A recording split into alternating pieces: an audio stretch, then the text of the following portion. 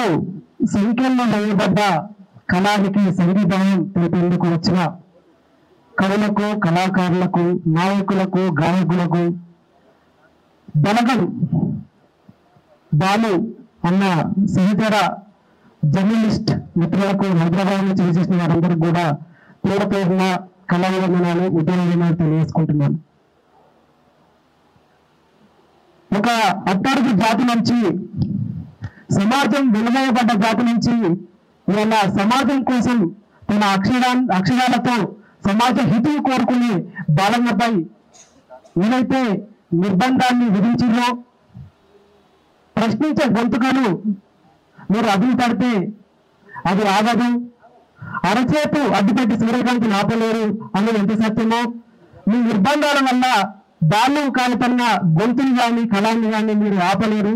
దయచేసి ఇప్పటికైనా ఈ నిర్బంధాన్ని ఎత్తివేయాలని కోరుకుంటూ, కత్తికి పదులుంటే చాలదు యుద్ధము గెలిచేందుకు, ఎత్తికి పదులెత్తకుంటే గెలుపు చేరదు చింతకు. కత్తికి పదులుంటే చాలదు యుద్ధము గెలిచేందుకు, ఎత్తికి పదులెత్తకుంటే గెలుపు చేరదు చింతకు. కత్తికి పదులుంటే చాలదు యుద్ధము గెలిచేందుకు, ఎత్తికి పదులెత్తకుంటే గెలుపు చేరదు చింతకు. అలసి ఓటమి ఒప్పుకుంటే అదే కదరా మరణము, అలసి ఓటమి ఒప్పుకుంటే అదే కదరా మరణము.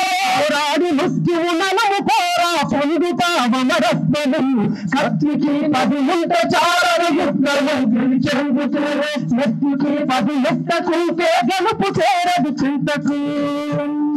ఉడుకులెత్తురు మరిగితే అది నిప్పులను తలపించగా, యువతరం గుంకెత్తితే అది నిప్పులను మరపించగా, నరనర ప్రవహించే రక్తం నవశకం నిర్మించగా, ఇక తరతరం నీ చరిత గూర్చి నిరతము స్మరించగా. కత్తికి పదులుంటే చాలదు యుద్ధము గెలిచేందుకు. ఖచ్చితంగా తెలంగాణ రాష్ట్రంలో ఉన్నటువంటి కవుల, కళాకారుల సంపూర్ణ మద్దతు మా బాలన్నకు ఉంటుంది.